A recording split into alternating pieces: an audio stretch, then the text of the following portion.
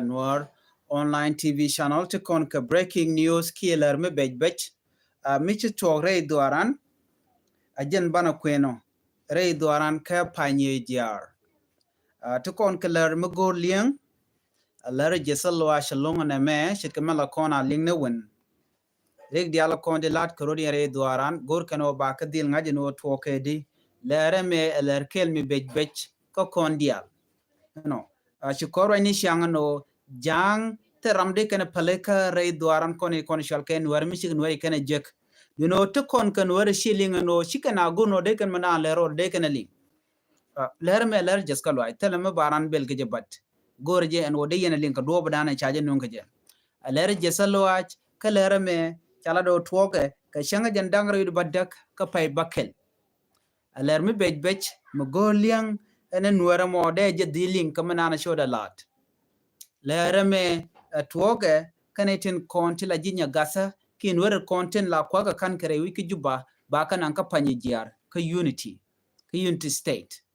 lere me lere jesal waj no ga jen wode kon linkel ka de kon charan ba de kon latin kon meni lere me bej ci lere mi normal ma dong de lar no ne me dong lere me gwa bad lere me bej lere jesal waj man bana lingwa me man gor no biya ngach ki man chalat kene kon tila nuori rei weka panyi giar ka jo ma cha kwen gwasa me bana kulo oniam katin kon lat karodian bay lan madana chito chala do ne cha ne to shop ka jen ngwan with the kill ne di jen ngwan with the kill tila ga nuori ngwana nuori ki wuna nuori cha kanak rei wich ka panyi giar cha kula nagre wi ka panye jaran wana mo ken chike jen ke juba jen ga mo ke juba no dio jen o ken jel ken ke bot kie ke riatan kona jel ga ke yir wada de ne jen ngwan wi de kel de ko liwtin oni wa ken naga ke kampanye jar ken shwebet a we jane a win mutene jangten shwebet mo jen te ka Lake State take Lake State ka Bargizal jen gwasa dan enteten cha ga nuwer chok jen ngwandu de kel cha ka nektin entama kwa ga lenek ka changa jen dangraw wi de badak ka pay bakel ron kine dangraw wi jen dangraw wi bakel ken jen ken rei wi ka juba ka kwak ko ken ka jinya gasa kene la gas ka kwak kine kon la kwak ka kwak bu ke juba du kwak bu ko kan bu kula nangare doaran kono chalken wari ko jin gwanya gasa ka jo mashalat gwasa me wari ga mo ko tuoga pan kana kon ngaja gwa do badana cha ngai keje awa one ne wani jin ngwan ide kel shikelu ramkel karwada wajin ci survive ramkel mo wajin ci kula baro men kuna la olar enu chane ideal tejene ken rewi ki juba kerin yal ki sorry ke bot ki baburan tore dan enono chaka pet kene ideal kon pet ke jang tinchal ke jang shambek ke Lake State jang shambek kene kon na kan wori ti jen ngwan de kel ka shu kana ram kel radian ray bore na mo chala do tne di jen ngwan wi rawte ka rede men ken kon kula ngaje ne kon wore ano gwan teran ano dara kon palle ka micha kon jek jen mo ken kon ngaje tele gwan teran me de kon pal micha kon jek ne di chano ran ne ka bu ko lar no mar kon ke ki bana jal ka radian gare changle la pel metedi ci konde jal kare jiteran tele kamat don buru gijeno jini jiran kuma goni kirmi yadi batele kamat ngume kan kon learn ke listen dial kontin jegla ka kon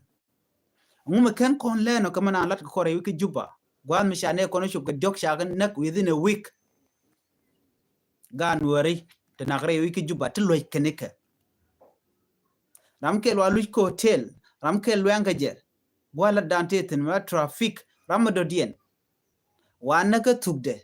mu gwanya gaska ke businessman ngwen mu tot mu bumbo mu shanak rewi ke juba ne diok within 1 week to shanak ane de nakato ku ka national security ku ka ne din konti la jangun konan tie ka ko ngwaji nak be jelong waji jigwa dan titin cigarama joga na ko kon na ka je ka mangatin gente ge tugretin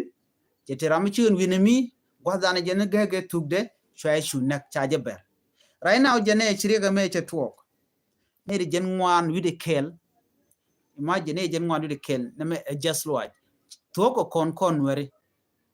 nuer ban lieng ne right now na ko kon bana ne jen ngwan wi de kel ili uti bana ko je gwena dien chana ka bije ko already chikaria ke te lieng kon ko chi kon ling chi kon gwan teran chi kon ngeje no nga gwan teran ngai kone I don't think what diale de ka tuok kon gwan teran ngai ni je chu en go jinti ka mat ka jor dong ba jin ko jor dial no jin shali nuer your background and nuer god dan bitine jin nuer mate ga gwan tear ci jek mi chak jin nuer la tok a changara mu jor mu dong ku yero dun ka che linga no jin nuer be jidi let ka dor mu dong te ka mi che lokan nuer ne jen ngwanu de kelti ci kon ga de lose within 1 day ka chenkel ka ruade gwan mu na katin ka jomo shalat gwasame wati nas ko duho badana de panken de kula jega je ko de ka kon ne jen ngwanu de kel mugu yene ma kan ram keltin ani wo ci ko de jega no ram mo bana ba kola ko re ga me tuoga kampanye jar kene shwebet ke leg state woj bar gizali man me just watch nuari chana wake up nuari charan jacob ko ngajin wo jitaran kenti na ko kon lora bang ba kon ne gwasme bu kon bet ba kon ne gwasme bane bet jel kon re jitar ngaje je nuare chengte ge mi to kwan buga jalan wale please kon cha je lora bang ngeda no gwante nuari akel che bi pel chugine no ba apel te ka mal ke dong ti ka gur ke da mor te kel ke kum kirm yadi bu gijo to jen e ramimo bicha dong ci tung mar ka ke tel mi shala mar nuar tar kel kelo so whatever happen kan nuar dien bi ga pen kiji gar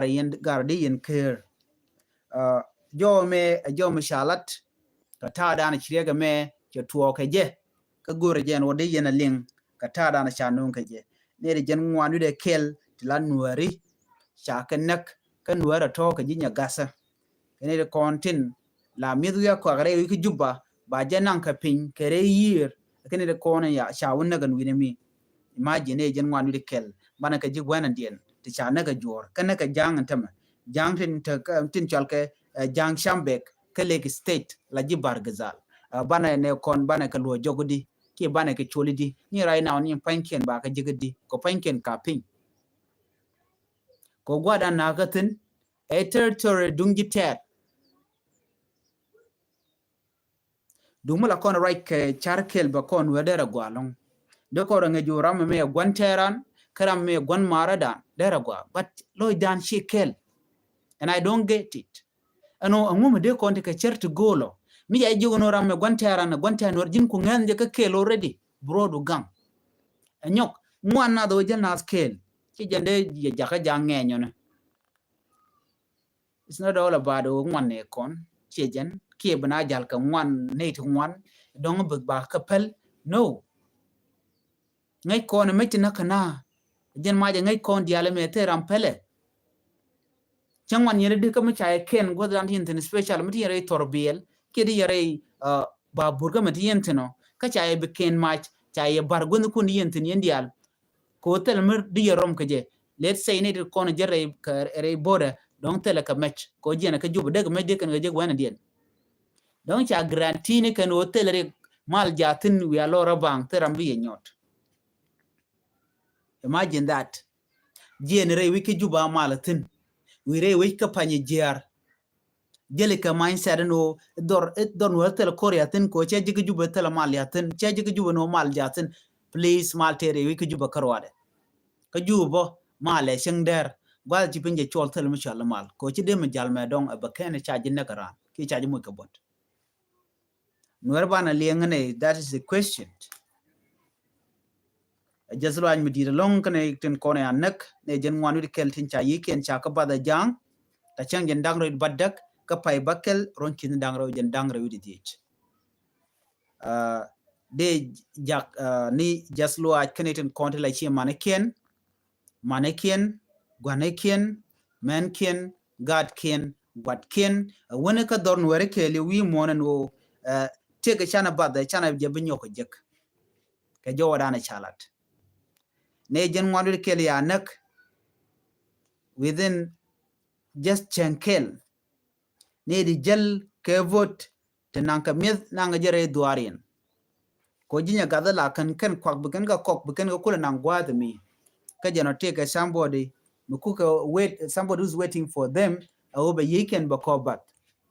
yek dan jenene yek dan o kon telecom plant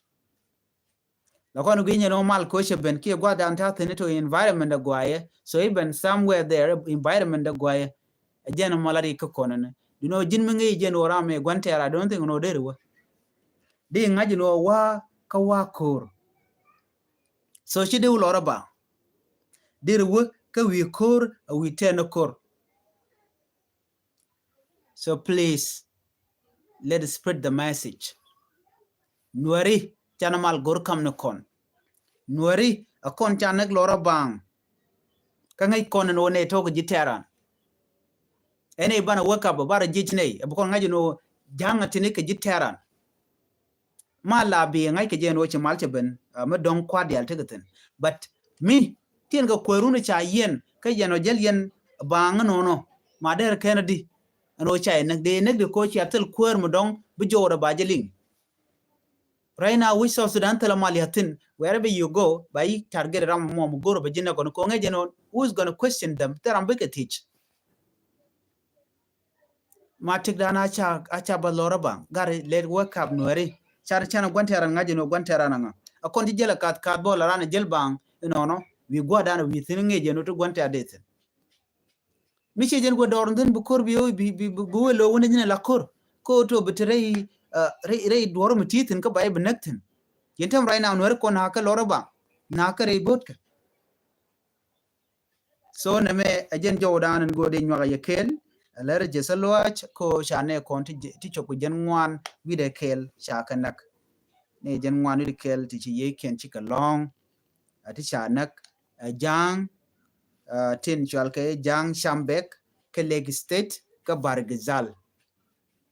nywa je ne ti ko ken ram kel ka wara jen chi ken re nen ti jen ngwan wi de rew ne jen ngwan wi de kel cha kanak kan ya ka jo dana chalat ram kel ka wara jiram dana chi ken wona wukalar please let work up akon ci gwan ter akon ci muy ko gwat reidan kirne gëneru dan o ko kona mi ci ay jogono jene me jega den ngin yo me jega please tika wada mi te juba te kel ga jambu gëno dong jen ta dan bu te mal tel mi sha mal yela ya widun ci mala je ka peda lombe ya ci gorma nan inshallah ne te to but tel mi sha mal so jome gor jen o de je nyaka yekel no ana gorno jin bi nyaka ne ko ken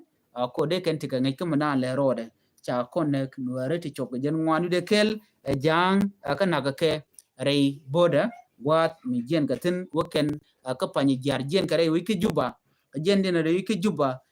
ka chop dien kampani jar kan wuje chwal ka me shwe bet chu jang den kon chwale jang jang wuj mi chalat gwazme kan jang tone ka jang ni chwal ka jang shambek kan jang nen kontin chanwer cha kan nak ka wa ka jang bar gizal ka leg state so jen dana gore de nywa ko kon kel ka ta dan tiler je ben ga ban nyoji ga le redien ya ta kamal